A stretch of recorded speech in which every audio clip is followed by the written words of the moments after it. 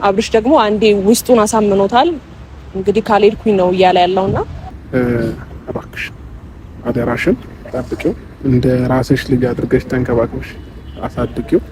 ያው ትላንትና እንደነገርኳችሁ እዚህ ያለው ነገር ምቾት ስላልሰጣቸው እነዚህ ሰዎች ተያይዘው ከሀገር ሊወጡ እንደሆነ ተናግሬያለሁ ማለት ነው። ፍንጩን ሄርሜላ ሳትፈልግ ማለት ነው የቪዲዮዋን መግቢያ እየሰራች ተናግራ ነበር እና እንደዚህ አይነት ነገር እንደሚኖር ግልጽ ነው። ምክንያቱም የሩታና የኤፊ አካሄድ የሰሞኑ ምንም ደስ የሚል ነገር የለውም። በተለይ ለሄርሜላ እጅግ በጣም ምቾት እየነሳት እንደሆነ ግልጽ ነው እና ከሀገር የመውጣቱ ነገር ያው ከዚህ በፊትም የነበረ ነው በነገራችን ላይ ማለት ነው። እንደውም ዘግይተዋል ብዬ ነው የማስበው። ምክንያቱም አብርሽ ልጁ ላይ መጨከን ትንሽ ስለከበደው እንጂ ከሀገር የመውጣት ሀሳባቸው በጣም ረጅም ጊዜ የቆየ ነው።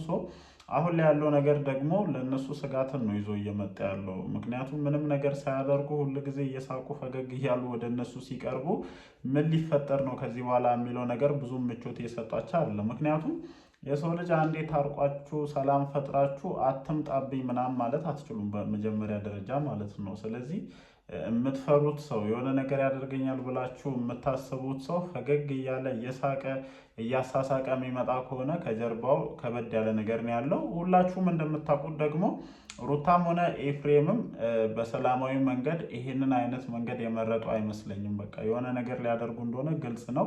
እኔም ከሰሞኑ በዚህ ጉዳይ ላይ ቪዲዮ ሰርቻለሁኝ። መቼ ይሄንን ነገር እንደሚያደርጉት አላቅም፣ ግን ይሄ ነገር ከፍተኛ ስጋት ውስጥ ሄርሜላን ስለጣላት እሷ እንኳን መውጣት ባትችል አብርሽን ከሀገር የማስወጣት ፕላን ነው ያላትና አሁን ላይ ያንን ነገር ለማድረግ እንቅስቃሴ እንደጀመሩ ሰምቻለሁ። ሜቢ በዚህ 2-3 ቀን ውስጥ ይሄ ነገር ይሆናል ብዬ አስባለሁ ማለት ነው። ካልቀደሟቸው ነው፣ እሱንም ቀድመው የሆነ ነገር ካላደረጉ እንጂ የሆነ በቃ ከበድ ያለ ነገር ሊኖር እንደሚችል ግልጽ ነው። ከዛ ውጭ ደግሞ ማለት ነው ኮመንት ሴክሽን ላይ ያዩዋቸው ያሉ ነገሮች አሉ። ሜቢ ማለት ነው እንዴት ነው አንድ ላይ ሊሆኑ የሚችሉት? ሲጀመር ማለት ነው ሩታና አብርሃም አንድ ላይ ናቸው፣ ሄርሜላ ዝም ብላ ነው ምናምን የሚሉ ኮመንቶችን ለማየት እየሞከርኩኝ ነው። እና እንዴት ነው እስኪ አንድ ሚስት ዝም ልትል የምትችለው? አስባችሁታል? እንደዚህ አይነት ነገር ተፈጥሮ ማለት ነው። ለምሳሌ እኔ ትዳር ኖሮኝ ሚስቴ ከሌላ ሰው ጋር እንደዚህ አይነት ግንኙነት ብታደርግ እንዴት ነው እኔ አስችሎኝ ዝም ልም? ምንም መቅረት ያለበት ነገር ይቀራል። ምንም የተፈጠረ ነገር የለም ዝም ብሎ ነው ምናምን እያላችሁ ላላችሁ ሰዎች መልስ እንዲሆን ነው። ለማንኛውም በመግቢያ ላይ እንዳልኳችሁ እንግዲህ ሁለቱም ካልሆነ ደግሞ እሱ ብቻ ከሀገር ለመውጣት እንቅስቃሴዎችን እንደጀመሩ ሰምቻለሁ ማለት ነው። ሰላም እንዴት ናችሁ የኔ ተወዳጅ ቤተሰቦች? ደህና ናችሁ ወይ? አለን እግዚአብሔር የተመሰገነ ይሁን። ዛሬም እንግዲህ በሰማናቸው አዳዲስ መረጃዎች ተመልሰን ወደ እናንተ መተናል ማለት ነው። በመግቢያ ላይ እንዳልኳችሁ ትላንትና አምልጧት ይሁን አስባበት ይሁን ከሀገር ለመውጣት እንቅስቃሴ መጀመሩን ተናግራለች ማለት ነው። ያው የሚጠበቅ ነው እንዳልኳችሁ። ከሰሞኑ ያለው ሁኔታ ምቾት ነስቷቸዋል። የፈለገ እርቅ ቢፈጠር የፈለገ ሰላም ቢወርድ ትላንትናም ብየዋለሁኝ፣ ሩታ የሄርሜላ ጓደኛ ልትሆን አትችልም፣ ጠላት እንጂ ማለት ነው። በተመሳሳይ መልኩም ሄርሜላን ብትሆን ለሩታ ጥሩ ልትሆንላት የምትችልበት ምንም አይነት ምክንያት የለም። በቃ ኢራንና አሜሪካ በሏቸዋል እነዚህን ሁለት ሰዎች ማለት ነው። መቼም ሊተማመኑም ሊተጋገዙም ወይም ጥሩ ሊሆኑ አይችሉም በየትኛውም አይነት መንገድ ማለት ነው። ታሪካዊ ጠላት ናቸው። ምክንያቱም የተቀማሙት ነገር ከባድ ስለሆነ ማለት ነው። አስባችሁታል? ቤታችሁን አፍርሶ የእናንተን ህይወት ቀምቶ የሚኖርን ሰው በምን አይነት አግባብ ነው ሲጀመር ከዚህ ሰው ጋር ሰላም ፈጥሬ ይኖራሉ ምናምን ልትሉ የምትችሉት? ሰው በመጥፎ መንገድ ሞከራ ስላጣች አሁን ላይ ደግሞ እስኪ ተለሳልሽ ገብቼ የሆነ ነገር ልፍጠር እንደምትል ይችኛዋም የተረዳች ይመስለኛል። ከዛን ጊዜ ጀምሮ ውትወታዋን ቀጥላለች። አናገኛቸው ማለት አትችልም ደፍራ። ስለዚህ ያላት ብቸኛ አማራጭ ይዛ ይህንን ሰውዬ ማስመለጥ ነው ማለት ነው። እስከ መች እንደዚህ እየደበቅሽ ልትኖሪ እንደምትችይ አይዶን አላቅም። ህይወትሽን በራስሽ እጅ የስጋት ነው ያደረግሽው። በቃ አይተሻል አይደለ? የሰው ንብረት የወሰደ ሰው ሁል ጊዜ ከመችመች መጥቶ ወሰደብኝ፣ ከመችመች እንደዚህ ያደረገብኝ እያለ የስጋትን ህይወት ነው የሚኖረው። አንቺም ጋር ተመሳሳይ አይነት ነገርን ነው እያየን ያለ ነው ማለት ነው። ኮንፊደንስ የተሰማሽ አይደለም። ኮንፊደንስ ስለማይሰማሽም ነው የትላንቱን አይነት ፕራንክ እያደረግሽ የነበረው ማለት ነው። ኮንፊደንስ ቢሰማሽ ኖሮ ያንን ነገር አታደርጊው። ምን ያክል ይወደኛል፣ አሁንም ልቡ እኔ ጋር ነው ወይ ያለው፣ አሁንም ከኔ ጋር የመቀጠል ፍላጎት አለ ወይ የሚል ትልቅ ስጋት ስላለብሽ ነው ልጁን አምጥተሽ በፍራንክ ሰበብ ውስጡ ያለውን ስሜት ለማየት እየሞከርሻለሹ ማለት ነው። ስለዚህ አሁንም ቢሆን እሱን ከሀገር በማስወጣት ልታተርፊ የምትሽው ወይም ልታድኝ የምትሽው ነገር ይኖራል ብዬ እንደኔ አላስብም። በመጀመሪያ ደረጃ እኔ በምን አምናለሁ የመሰላችሁ ጋይስ፣ የሰው ልጅ የዘራውን ነው የሚያጭለው።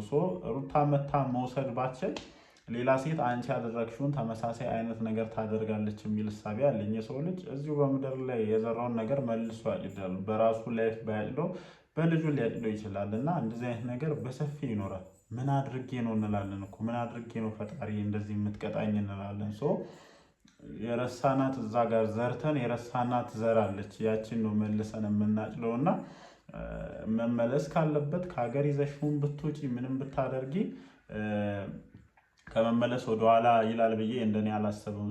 የሰሞኑ የነ ኤፊና ሩታ ሁኔታ ስጋት ውስጥ ጥሎሻል። ጋሽዬም በዛ በኩል ሽምግልና ምናምን ብላችሁ ሞክራችሁ ውድቅ እንዳደረገባችሁ ታውቃላችሁ። ሙሉ ድጋፉ ጋሽዬም ቢሆን ለሩታ ስለሰጠ ሩታም ቢሆን ኮንፊደንስ አላት እና ያለው ነገር ምንም ምቾት የሰጣችሁ አይደለም። ያላችሁ ብቸኛ አማራጭ ምንድን ነው? ከዚህ ሀገር መውጣት ነው። ቀለበታችሁንም ቢሆን ልክ በተመሳሳይ መልኩ ሩታን አጃጅሎ እዛ ዱባይ ላይ ቀለበት እንዳደረገላት ዱባይ ላይ እንደሰረገላት ተመሳሳይ አይነት ነገር የማቲ ቦት ላይ ለማድረግ ምናምን እንዳሰባችሁም ነው እየሰሙ ያለሁት ማለት ነው። አሁን ላይ የአንቺ ነገር እየዘገየ ስለሆነ ወይም የአንቺ ፕሮሰስ ነገሮችን እያዘገየ ስለሆነ ያለሽ ብቸኛ አማራጭ እሱን አስቀድሞ ማውጣት ይመስለኛል። ለዛም ይመስለኛል ይሄ ሩጫ ያለው ማለት ነው። እኔ እንጃ ይሆናል አይደለ? በቃ የሆነ አምናችሁበት የራሳችሁ ህይወት ነው አይደለ? እስከገባችሁበት ድረስ እዚህ ሆናችሁ የሚመጣውን ነገር መጋፈጥ ነው በመጀመሪያ ደረጃ። በቃ ተዋደናል ማንም አይለየንም ብላችሁ የምታስቡ ሰዎች ከሆናችሁ እዚህ ጋር ሆናችሁ ሁሉንም ነገር መጋፈጥ ነው። ጋሽዬም መጣ ማንም አይለየንም ነው አይደል ስትሉ የነበረው ሰው። አሁንም ቢሆን ማንም እንደማይለያችሁ ማሳየት ነው። እውነት ነው ይሰለቻል። ሁል ጊዜ በተመሳሳይ ጉዳይ መጠየቅ፣ ሁል ጊዜ በተመሳሳይ ርዕስ ላይ እንትን ማለት ይደብራል። እናንተም የራሳችሁን ህይወት ተረጋግታችሁ መኖር አልጀመራችሁም። ግን ደግሞ ያው ነው እዚህም ሆናችሁ የራሳችሁን ህይወት አረጋግታችሁ መኖር የምትችሉት ራሳችሁ ናችሁ። እኔ እስካልፈለግኩኝ ድረስ የተጠራውበት ቦታ 10 ጊዜ እየሮጥኩ የማልሄድ አይነት ሰው ከሆንኩኝና በራሴ ህይወት ላይ ባውንደሪን የማበጅ ከሆነ አይደለም ሁለተኛ ሶስተኛም ጨምሬ ብኖር ማንም ሰው አይመለከተውም። በቃ አትምጣብኝ ካልኩ አትምጣብኝ ነው። እንግዲህ ግድ ሆኖ ሊመጣ የሚችል ሰው ይኖራል ብዬ አላስብም። እናንተ